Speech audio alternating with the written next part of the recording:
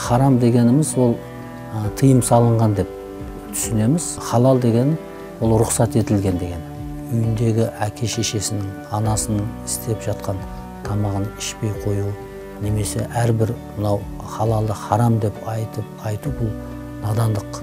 Өткен дінімізде қатаң айтылады. Халалды харам, харамды халал деген адам діннен шығады деп айтады. Сондықтан бұл мәселеде өте абай болу керек.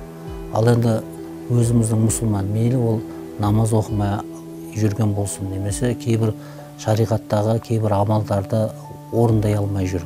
Немесе міне ол кісілерде оны мұсылман емес деп есептемейміз. Құдайға сенген Мұхаммедті пайғамбар деген кісіні біз мұсылман деп есептейміз.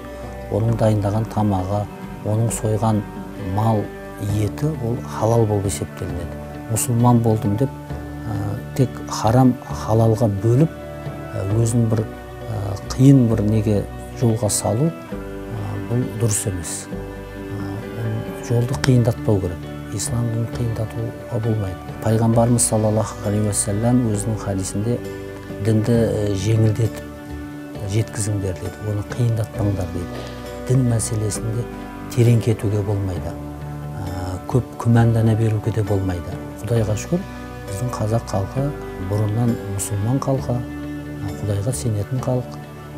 Сондықтан біз бір-бірімізге күмән көзбен қарамауымыз керек. Қандай да бір күмәнға түсіп қалған болса, немесе бір қиын сұраққа тап болатын болса, бізде міне Қазақстан мұсылмандар діни басқармасы бар, сауатты имамдарымыз бар.